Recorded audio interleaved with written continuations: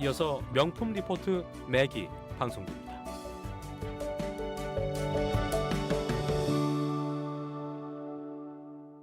어제 울산에서 70대 군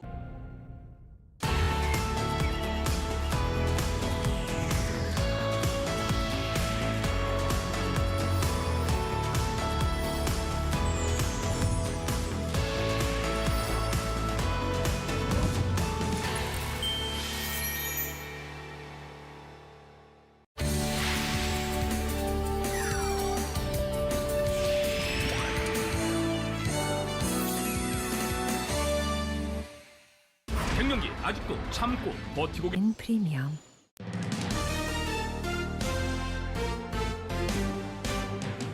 안녕하십니까. 명품 리포트 맥 팽재용입니다. 윤석열 전 대통령의 재구속, 트럼프 미국 대통령의 관세 압박 등 굵직한 뉴스가 이어진 한 주였습니다. 7월부터 시작한 폭염으로 인한 피해도 적지 않았는데요. 오늘 명품 리포트 맥에서는 한 주간의 정치, 경제, 사회 이슈를 모아 정리했습니다. 지금 시작하겠습니다.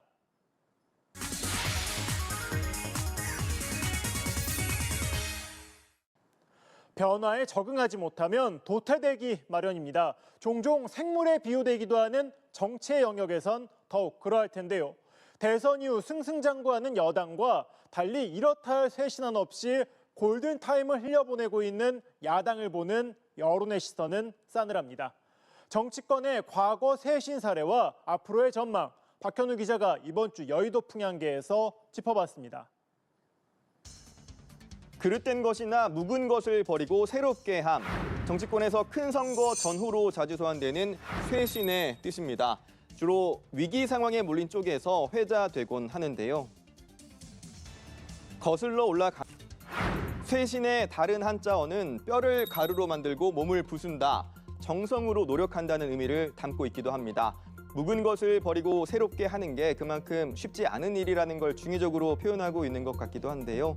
안팎으로 위기에 처한 국민의힘, 진짜 쇄신을 이뤄낼 수 있을지 지켜볼 일입니다. 지금까지 여의도 풍향기였습니다.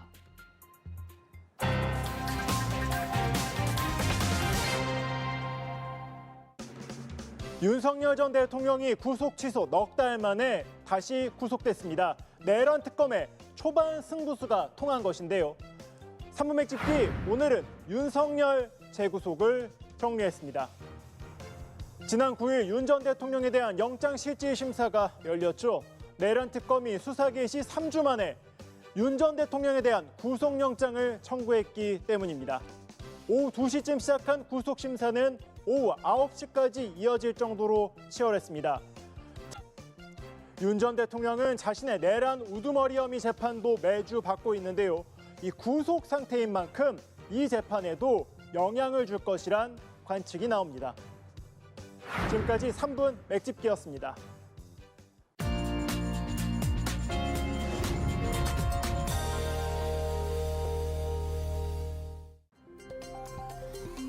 한 주 기업 뉴스 리뷰 주간 기업 기상도입니다. 전광 석화 같은 고강도 조치 덕인지 불붙던 서울 집값이 조금 진정 기미를 보입니다. 하지만 불어난 가계빚 위험과 부담이 여전하다는 게 고민인데요. 그러면 한 주 좋고 나쁜 기업 소식 찾아 기업 기상도 시작합니다. 첫 맑은 기업 CU와 GS25, 세븐일레븐과 이마트24 등 편의점들입니다. 21일 지급이 시작될 민생지원금 혜택을 볼 전망입니다. 올해 한국의 인플레이션 없이 성장할 수 있는 최대치, 즉 잠재 성장률이 1%대로 떨어질 것이란 전망이 경제협력개발기구에서 나왔습니다. 저출산 고령화 대책이든 사회 안전망 확보든 꺼져가는 성장 엔진으로는 감당 불가입니다. 이를 되살리는 것보다 시급한 것이 없다는 이야기입니다. 지금까지 주간 기업 기상도였습니다.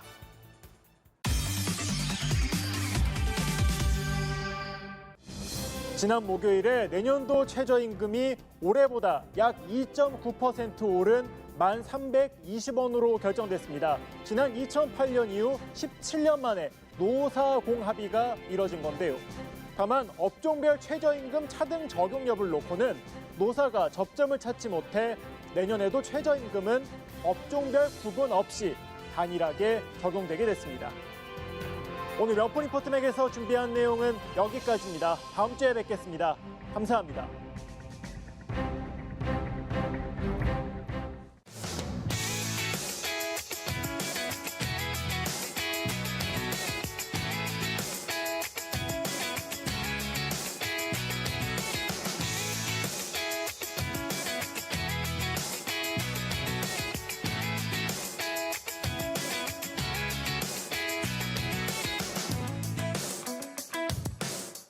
센시아 효과 봤죠? 아침엔 다리가 강생어부가 신협